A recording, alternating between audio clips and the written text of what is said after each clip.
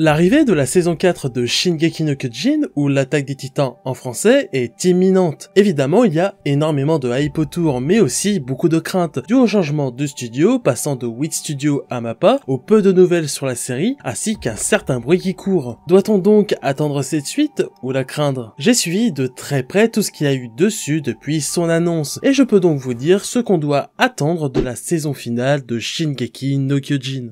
Faisons d'abord un résumé sur les craintes autour de la série. Alors animée jusqu'à là par Wit Studio, qui a fait un travail titanesque, la saison 4, se proclamant comme la dernière de l'anime, a été attribuée au studio d'animation Mappa pour un début à l'automne 2020, plus précisément le 6 décembre, soit une date où le manga est toujours en cours. Mappa est en soi un bon studio d'animation qui fait aussi très peur, car il a accumulé énormément de grosses productions pour l'année 2020, comme Dorohedoro, The God of High School, Taiso Samurai, Jujutsu Kaisen, et donc évidemment notre saison 4 de SNK. C'est simple, parmi les animés que j'ai cités, 3 sont en cours pendant cette saison d'automne. C'est vraiment énorme. Surtout que pour rappel, le gros du travail sur un animé commence généralement un an avant le début de sa diffusion, et la production continue pendant cette dernière, rendant parfois, si ce n'est souvent, les épisodes juste avant leur diffusion à la télévision japonaise. Mais pourquoi un changement de studio a-t-il eu lieu? Officiellement, Wit Studio souhaite surtout se concentrer aujourd'hui sur des productions originales, soit pas des adaptations. Officieusement, bien que l'anime SNK leur ait beaucoup apporté, il n'en pouvait apparemment plus du travail que ça demandait, de la pression que cela infligeait, ainsi que des plannings à respecter. Ce qui est compréhensible, car bien qu'il soit rare qu'un studio ne fasse pas appel à des animateurs externes en freelance, en interne, Wit n'a qu'une trentaine d'employés, cela reste un studio d'animation modeste, surtout quand on le compare à Mappa et ses 200 employés en interne. D'ailleurs, un des employés de Wit a répondu dans une interview que tous les studios ont refusé de prendre le planning pour la suite de l'attaque des titans, tant il était difficile à supporter, sauf Mappa qui a du coup accepté. En autre crainte, on peut compter un manque flagrant de communication jusqu'à aujourd'hui même qui peut faire assez peur. Après tout, nous avons connu officiellement le studio qui se chargeait de la saison 4 seulement en juin dernier, avec la sortie du seul trailer, alors que le bruit courait depuis plusieurs mois. En parlant de ce trailer, il a autant rassuré que fait peur, une fois de plus, car d'un côté,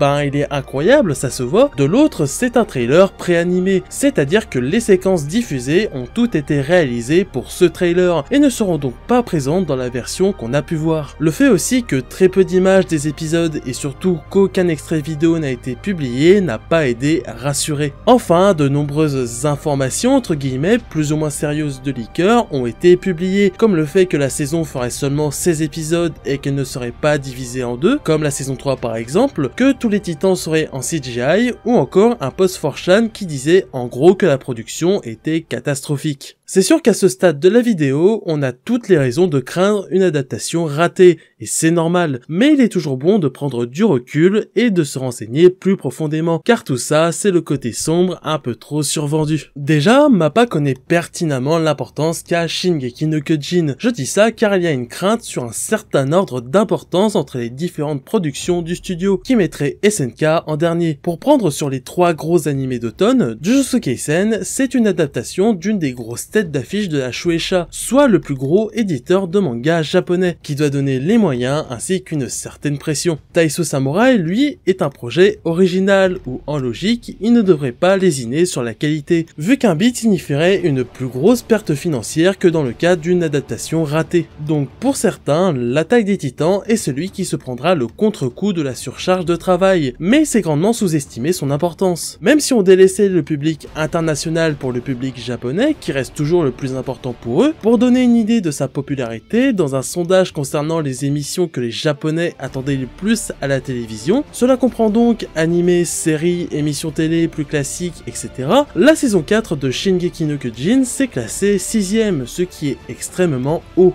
Mais surtout, ça coule de source, la pression est immense pour le studio, car malgré le travail rendu jusqu'à là, ils savent que s'ils ratent l'adaptation, cela va grandement rabaisser leur réputation, ainsi que leur faire subir les foudres à tous les niveaux, que cela soit évidemment par les fans, mais aussi par de nombreux acteurs proches ou lointains de l'industrie, à commencer par les membres du comité de production, comme la Kodansha, deuxième plus gros éditeur derrière la Shueisha, qui ici adapte l'un de ses plus gros titres, mais aussi la chaîne NHK, là où est diffusé nommé SNK et qui est très populaire au Japon. Surtout qu'il y a beaucoup de passionnés derrière la production, mais aussi Hajime Isayama qui est l'un des rares auteurs à autant s'impliquer dans la supervision de son manga adapté. Et puis surtout pour ma part, voir la qualité constante qu'il garde sur tous leurs derniers animés a de quoi pouvoir laisser positif quant à SNK. Sur le manque flagrant de communication, ça a toujours été le cas en soi. Sûrement pour certaines raisons, dont selon les points d'éviter au maximum le spoil. Je dirais même que ne pas trop communiquer est une stratégie en soi, car c'est le genre d'œuvre qui n'a même pas besoin de com pour faire parler d'elle, mais surtout que cela rend la moindre image, vidéo ou information marquante, faisant beaucoup de bruit à chaque fois, même pour pas grand chose. Et oui, tout ce raisonnement marche aussi pour le seul trailer diffusé, c'était le cas avant aussi. Concernant les leaks affirmant qu'il s'agit bien de la saison finale et qu'elle serait composée au total de seulement 16 épisodes, là c'est très subtil. Bon, déjà, des membres du staff ont récemment insisté sur le fait qu'il vaut mieux attendre les news officielles pour s'emballer, mais a priori, on peut au moins avoir confiance en ces deux infos. En revanche, dans plusieurs interviews et propos de membres de la production là aussi, on sait que ces 16 épisodes n'iront pas jusqu'à la fin, car ils ne la connaissent pas, et surtout qu'ils ne sont pas encore sûrs de ce qui va suivre pour justement l'adapter. Voici donc ma théorie sur ce qu'il va se passer. Un épisode de l'animé adapte environ 2 chapitres du manga. La saison 4 va débuter avec le chapitre 91.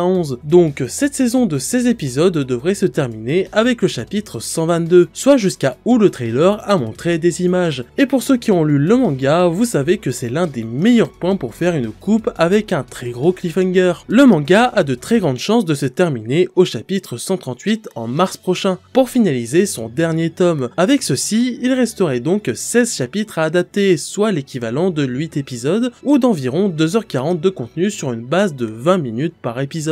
À partir de là, il y a deux possibilités. La plus probable est que cette saison soit bien la dernière, et que la fin de SNK sera en film, s'inspirant des œuvres alternant séries animées et films dans la continuité de leur histoire, comme Dragon Ball avec Dragon Ball Super Broly, mais surtout avec Demon Slayer et son film sur l'arc du train de l'infini, qui est une réussite incroyable. Cependant, 2h40 paraît peu probable pour un film d'animation, même aussi important, donc cela serait sûrement compressé en 2 heures environ, et au vu du contenu, je pense que c'est loin d'être impossible. La deuxième possibilité, surtout envisagée si le manga se finit au-dessus du chapitre 138, ça serait de confirmer tardivement une partie 2, de la même manière que cela a été fait avec la saison 3. Sur la production, ce n'est que mon avis, mais le post 4chan dessus ne vaut pas grand chose, tant il est exagéré. Cependant, un point est sûr, la production est presque sans aucun doute catastrophique, mais là aussi, ça a toujours été le cas. On se rappellera notamment de la saison 3 qui finissait parfois avec plus d'une dizaine de superviseurs d'animation, ce qui n'est pas du tout normal. Une production catastrophique ne signifie absolument pas un résultat catastrophique, même si c'est ce qu'on peut facilement penser, alors que là on parle plus sur une question de gestion de planning et surtout des animateurs derrière qui sont sûrement mis à bout, donc je compte sur vous pour leur donner de la force. Concernant les titans en CGI, apparemment au moins le premier épisode aurait leaké chez certaines personnes, dont justement des leakers. Donc vu le nombre de détails apportés par ces derniers, dont des qui sont vraiment sérieux d'habitude, on a largement de quoi penser que c'est vrai. Mais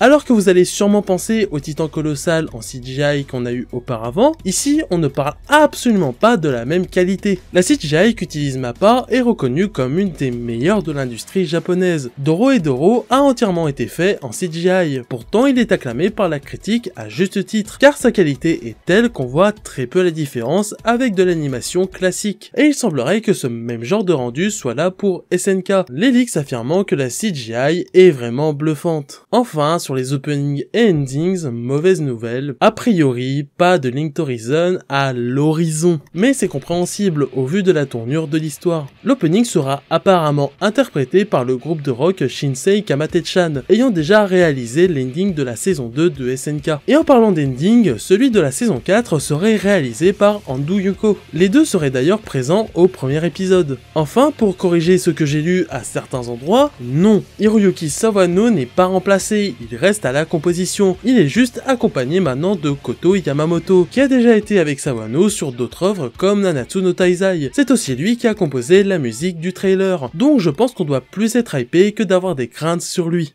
Comme je l'ai souvent répété dans cette vidéo, il est légitime d'avoir des doutes, des craintes et des peurs par rapport à ce qu'on entend à droite à gauche, mais aussi de par ce qu'on peut déduire. Cependant, il est toujours bon de prendre du recul, de rechercher plus en profondeur et comprendre la subtilité de certaines choses. Aussi, attention, il ne faut pas juger toute la série au premier épisode, que cela soit en bien ou en mal. Après, rien n'est confirmé, ça se trouve, je me trompe et la saison 4 sera une catastrophe complète. Mais au vu de tous les éléments que j'ai apportés, je n'ai plus vraiment de crainte sur la qualité finale, et je suis très optimiste en ce que Mappa peut nous proposer sur cette saison 4 de Shingeki no Kyojin. Et vous, quel est votre ressenti par rapport à tout ça? Vous pensez qu'à la fin de ces 16 épisodes, cette saison aura été une catastrophe ou une réussite? Dites-moi ça dans les commentaires. Pensez au pouce bleu, à l'abonnement et la cloche qui soutiennent moralement le référencement. C'était Dorian, tchuss!